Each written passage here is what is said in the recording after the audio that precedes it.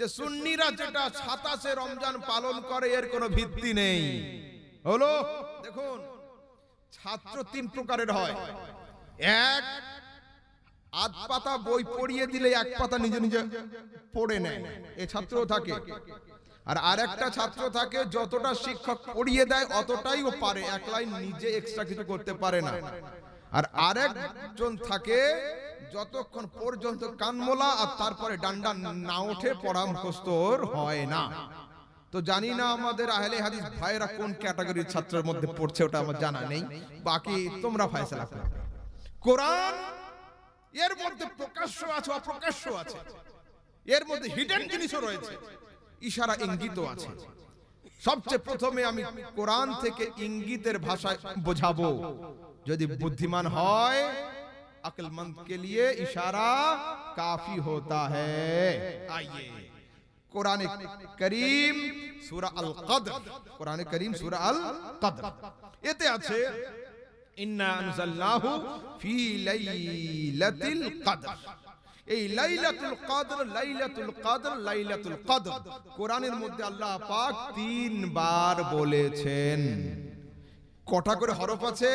লাম, ইয়া, লাম, গোল, তা। চারটা হলো আলিফ, লাম, কাফ, দাল, রা। পাঁচটা হলো, 5 4 5 4 9 আর 3 9 27। তো আল্লাহ তাবারক ওয়া তাআলা লাইলাতুল কদরকে গোপনও রেখেছেন আর ইঙ্গিতে 27 দিয়ে বুঝিয়েও দিয়েছেন।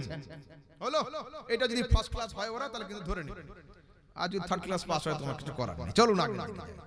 বুখারী মুসলিমের হাদিসে আসছে, মান ইয়াকুম লাইলাতুল কদর ঈমানান ওয়া ইহতিসাবান গুফিরা লাহু মা তাকাদ্দামা মিন যামবিহি। সহিহ হাদিসের মধ্যে রাসূল বলছেন কি, যে ব্যক্তি কদরের রাত্রিতে সওয়াবের নিয়াতে দাঁড়িয়ে ইবাদত করলো, আল্লাহ পাক ওর জনমের পাপকে ক্ষমা করে দেন। হলো ফজিলত। এবার আসুন বুখারী 2017, মুসলিমের হাদিস, আন্না রাসূলুল্লাহ সাল্লাল্লাহু আলাইহি ওয়াসাল্লাম قال تحروا ليلة القدر في الوتر من العشر الأواخر من رمضان। রাসূল বলছেন তোমরা কদরকে খোঁজো, কদরের রাতকে খোঁজো রমজানের শেষ 10টা রাতের মধ্যে, বিজোড় রাতগুলোর মধ্যে। হলো 21 থেকে শুরু হবে, হলো 21 23 এইভাবে করে চলবে এখন। তো এটা আমাদের আকীদা, কোনো আপত্তি নেই। তোমরা প্রত্যেক দিন লাইলাতুল কদর পালন করো আর আমার নামে আমিন করো, আমি আমিন করব তোমাদের সাথে, কোনো সমস্যা নেই। তোমরা করো না প্রত্যেক দিন, কোনো আপত্তি নেই। কিন্তু আমি যে প্লেটে খাই সেই প্লেটটা সোনার, এটা প্রমাণ করার দায়িত্ব আমার। আমরা পালন করি 27, তো আমি দলিল দেব 27। হলো, আমি 27 বলবো। এবার শুনেন, সরাসরি সিহাসিতার আবু দাউদ, ইবনে মাজাহ, তিবরানি, বাইহাকি, আল জামিআস সগীর, মাজমাউজ জাওয়ায়েদের মধ্যে রাসূল আকরাম বলছেন লাইলাতুল কদরে লাইলাতু 27। সিহাসিতার হাদিসে রাসূল বলছেন 27 এর রাত হলো লাইলাতুল কদরের রাত। সরাসরি সিহাসিতাতে 27 শব্দ রয়েছে। সাবুন মানে 7, ইশরুন মানে 20, 27 এর রাত হলো সরাসরি। এইবার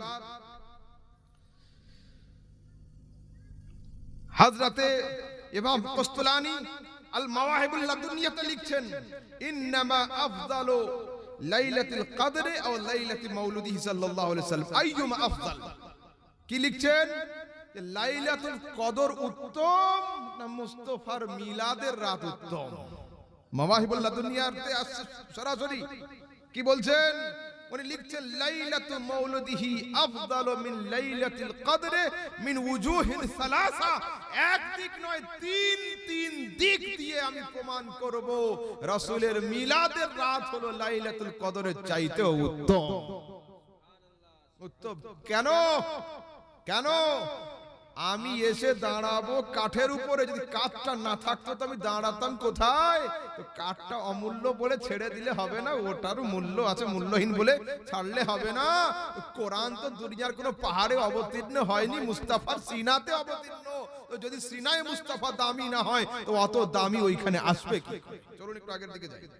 তারপরে ইবনে আবিদিন রাদ্দুল মুহতার এবং জাওয়াহিরুল বিহারের মধ্যে আছে أن أفضل الليالي ليلة مولده ثم ليلة القدر ثم ليلة الإسراء والمعراج ثم ليلة عرفة ثم ليلة الجمعة ثم ليلة النصف من شعبان এখানে সরাসরি কোনটা বলছেন সবচেয়ে উত্তম রাত হলো মুস্তাফা করিমের মিলাদের রাত, তারপরে উত্তম রাত হলো লাইলাতুল কদরের রাত, তারপরে হলো মেরাজের রাত, তারপরে হলো আরাফার রাত, তারপরে হলো জুমার রাত, আর তারপরে হলো শবে বারাতের রাত। সরাসরি এইখানে 6টা রাত কোনটা কার পরে উত্তম লিখে দিয়েছে। যদি কেউ এতে না মানে কোনো আপত্তি নেই আমার, কেন এগুলো ফজিলতের বিষয়, এটা আমাদের উপরে ছেড়ে দাও। বাকি যেগুলো হাদিস দিলাম, যদি কেউ এই আসমানের নিচে জমিনের উপরে কোন বান্দা বলতে পারে মৌলভী আহমদ রাজা যে হাদিস বলেছে সিহাসিত্তার কিতাবে হাদিস নেই, তো সেটাই সেই দিনের জলসা, আমার লাইফের লাস্ট জলসা হবে, লাস্ট স্টেজ হবে। আমি জীবনে কোনোদিন মাইকের সামনে আসবো না। কিন্তু আলহামদুলিল্লাহ সুন্নিরা যেখানে হাত দেয় মাটি উঠে আসে, হাত পিছলে যায় না। সেই জন্য খবরদার, আপনারা যে আকীদার উপরে আছেন ওই আকীদার উপরে দণ্ডায়মান হয়ে থাকবেন, ঠিক আছে? খবরদার দাঁড়িয়ে থাকবেন। একবার দরুদ শরীফ, আল্লাহুম্মা সাল্লি আলা সাইয়্যিদিনা মাওলানা মুহাম্মাদ ওয়া আলা আলি সাইয়্যিদিনা ওয়া আলা আলি সাইয়্যিদিনা মাওলানা মুহাম্মাদ সাল্লাল্লাহু আলাইহি ওয়াসাল্লাম। রমজানকে আমাদের হানাফিদের রোজার চার্টে 3 ভাগে ভাগ করে লেখা থাকে না? রহমত, মাগফিরাত, নাজাত। হলো, এটা নিয়েও বান্দাদের আপত্তি, তো আসুন এটাও শুনে নেন। সহিহ ইবনে খুজাইমা হাদিস নম্বর 1780, জিয়া মাকদিসি আল আহকামের মধ্যে, আসনান ওয়াল আহকামের মধ্যে, তারগীব আত তারহিবের মধ্যে, তাবাকাতুশ শাফিয়ার মধ্যে, ইবনে আবি দুনিয়া ফাজাইলে রমজানের মধ্যে, বুলুগুল মারামের মধ্যে, লিসানুল মিজানের মধ্যে, শুবুল ঈমানের মধ্যে হযরত বাইহাকি নকল করছেন, হুয়া শাহরুন, এটা সেই মাস, আউয়ালুহু রাহমাতুন, রমজানের প্রথম 10 দিন হলো রহমত। আউয়ালুহু রাহমাতুন, প্রথম 10 দিন হলো রহমত। ওয়া আওসাতুহু মাগফিরাতুন, এর মাঝখানে 10 দিন হলো মাগফিরাত। ওয়া আখিরুহু ইতকুম মিনান নার, জান্নাত থেকে জাহান্নাম থেকে পরিত্রাণ বা নাজাতের রাত। ঠিক আছে, কি বোঝালাম? আলহামদুলিল্লাহ, সুন্নিদের যে আকীদা, এই আকীদার উপরে ঠিকমতো থাকুন। প্রত্যেকটার পিছনে আমাদের কাছে এভিডেন্স আছে, দলিল আছে। এবার আসুন একটু আগের দিকে যাই। कितना टाइम हो गया भाई? 1 बज गया। কটা শুরু করলাম গো হুজুর? হ্যাঁ, 12:15। अच्छा, मतलब 1 घंटा होने जा रहा है, ठीक है। अच्छा, রমজান, রমজান সম্পর্কে আপনাদের একটা কথা বলি।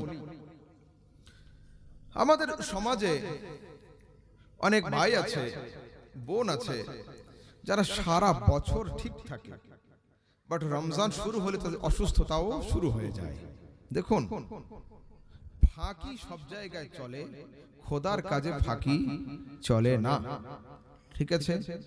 দুনিয়াতে প্রত্যেকটা আমলের পিছনে লোক দেখানি ভাব থাকতেই পারে, কিন্তু দুটো আমল এমন আছে ইচ্ছা করেও মানুষ লোক দেখানি করতে পারবে না।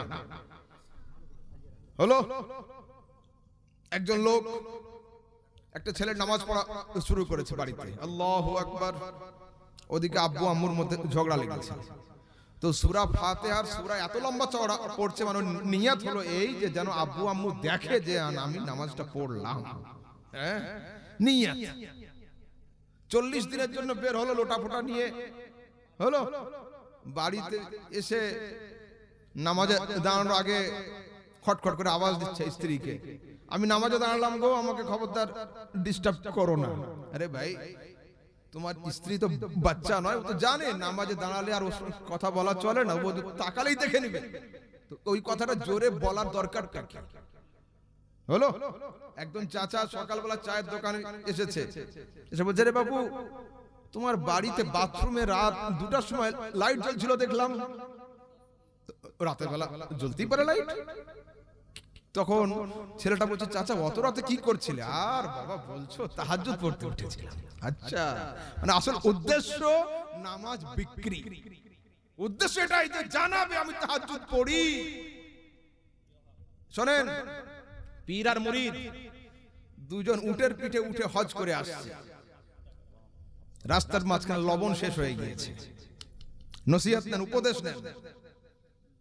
পীর বলছে মুরিদকে, এই যা তো রে, ওই পাশে একটা গ্রাম আছে কদমতলি গ্রাম, ওখানে যা, গিয়ে গ্রামের লোককে বল যে আমার হুজুর হজ করে আসছে, রাস্তায় লবণ শেষ হয়ে গেছে, রুটি দিয়ে খাবে, একটু লবণ দাও।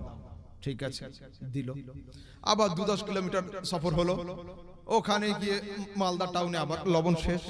বলছে আমি এখানে থাকছি, তুই গিয়ে বল যে এখন আমি হজ করে আসছি, লবণ শেষ হয়ে গেছে, লবণ লাগবে। ঠিক আছে, তাই হলো। গিয়েছে, গিয়ে বলল যে আমি হজ করে আসছি। আচ্ছা, তৃতীয় দিন আবার সফর হতে হতে লবণ শেষ। ও বলছে যা আজকের গিয়ে বল যে আমরা দুজন হজ করে আসছি, লবণ দেন। লবণ হয়েছে। চতুর্থ দিনে লবণ শেষ।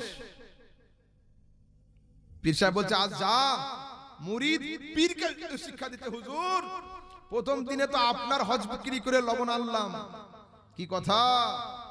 দ্বিতীয় দিনে তো আমার হজ বিক্রি করে লবণ আনলাম, আর পরের দিন দুজনের হজ একসঙ্গে বেচে দিয়ে লবণ আনলাম, আর তো হজ নেই, কি বেচে লবণ আনবো? আল্লাহ, কি মুরিদ, কি মুরিদ! এই মুরিদ সমাজে নেই, এই মুরিদ পাওয়া যায় না। পীর যদি নামাজের সময় শুয়ে থাকে, তবে না না হুজুরের জাগানো চলবে না, হুজুরের দিল নামাজ পড়ছে। আরে শয়তান, দিল নামাজ পড়ে না মাথা নামাজ পড়ে? হ্যাঁ, এগুলো ইবলিস, মুরিদ নয় এরা। আর এদের যারা পীর তারা হলো ইবলিসের আব্বা, খবরদার নয়। দেখুন, সঙ্গে সঙ্গে পীর বলছে, আহা বাবা রে, তুই কি নসিহত না দিলি? মুরিদ বলছে, হুজুর হজ বিক্রি না করে, হজের বাহানা না দিয়ে আমরা তো এটাও বলতে পারতাম যে আমরা মুসাফির মানুষ, দূর থেকে আসছি, রাস্তায় লবণ শেষ হয়ে গেছে, কেউ লবণ দিবেন গো? কি কথা! দেখুন, এর থেকে উপদেশ নিতে হয়। তারপর আরেকটা দিচ্ছি, পয়েন্ট শোনেন। মুরিদ হুজুরকে ডেকেছে, হুজুর আজকের আমার বাড়িতে আসুন, দুপুরের খাওয়া দাওয়া হবে। ঠিক আছে, তো এইবার খাওয়া দাওয়ার সময় খাওয়া দাওয়া লাগাচ্ছে বাড়ির মেয়েরা, তো ইনি মুরিদ হুজুরের সামনে বসে বসে জোরে জোরে বলছে, আগো বাবা, এবছর হজ করতে গিয়ে আমি যে প্লেটটা আনলাম সৌদি আরব থেকে, ওই প্লেটে করে হুজুরকে আজ খেতে দাও। হলো? তখন হুজুর বলছে, আরে মিসকিন, তোর এক কথাতে দুটো হজ বিক্রি করে দিলি। কি কথা?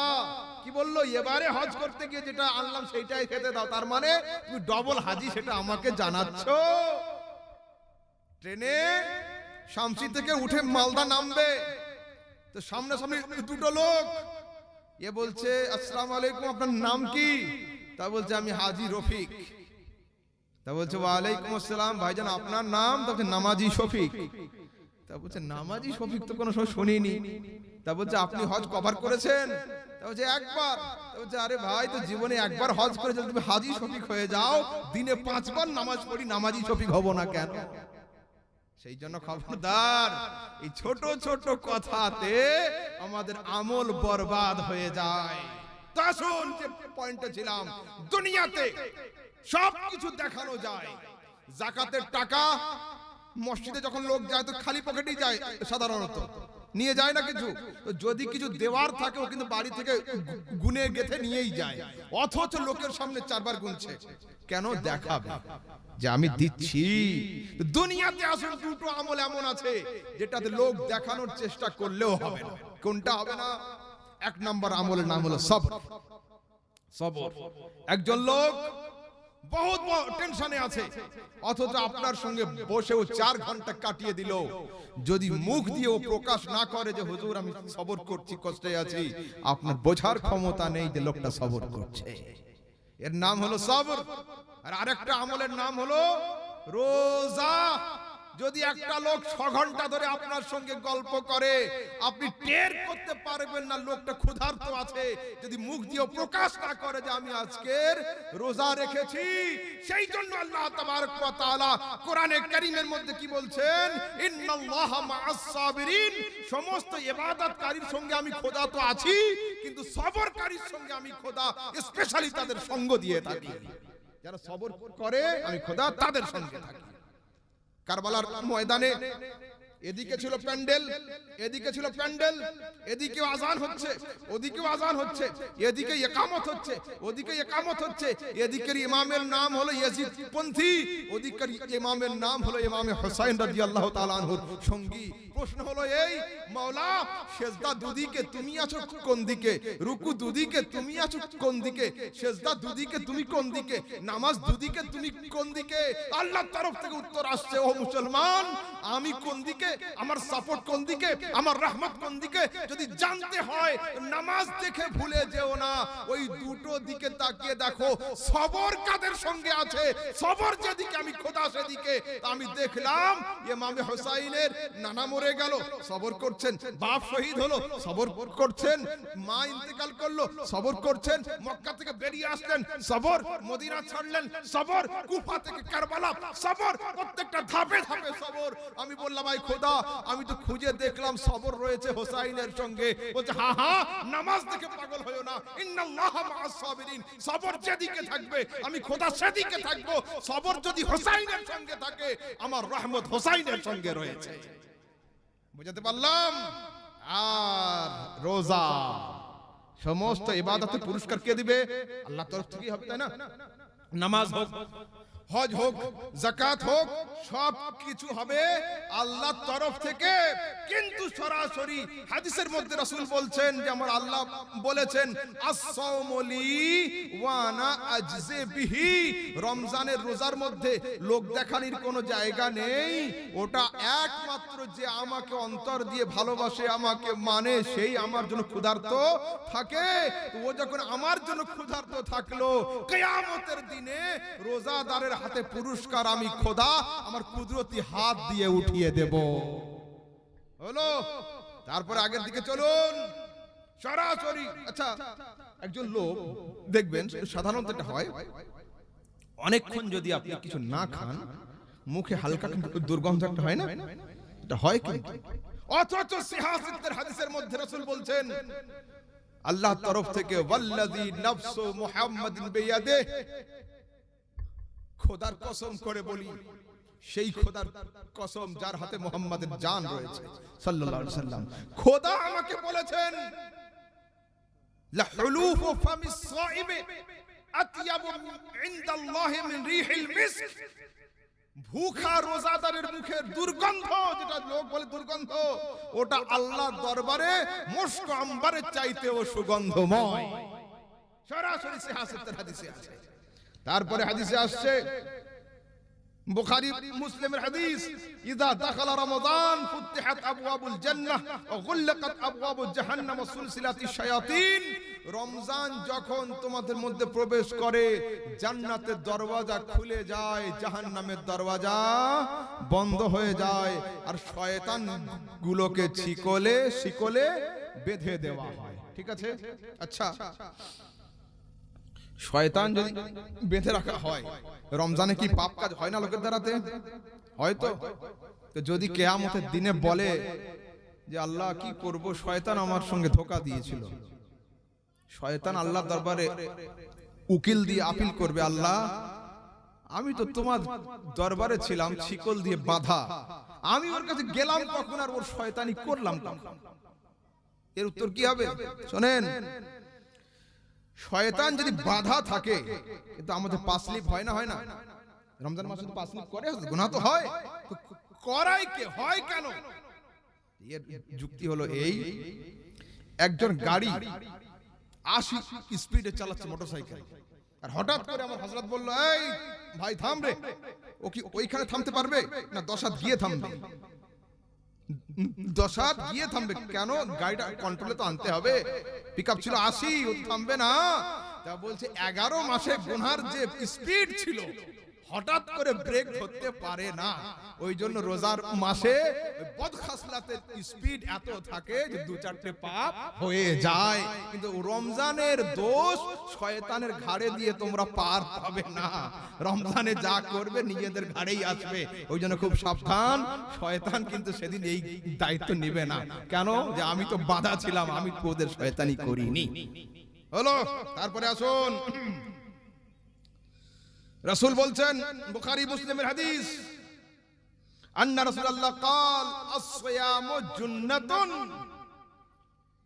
যুদ্ধে যারা যায়, এখনকার যুদ্ধ তো আলাদা, দূর থেকে বোম্বিং হয়, তারপর এয়ারক্রাফটে কেউ না থেকেও কম্পিউটার কন্ট্রোলে, ওখানে গিয়ে কম্পিউটার কন্ট্রোলে দূর থেকে ফায়ারিং করে দেওয়া যায়।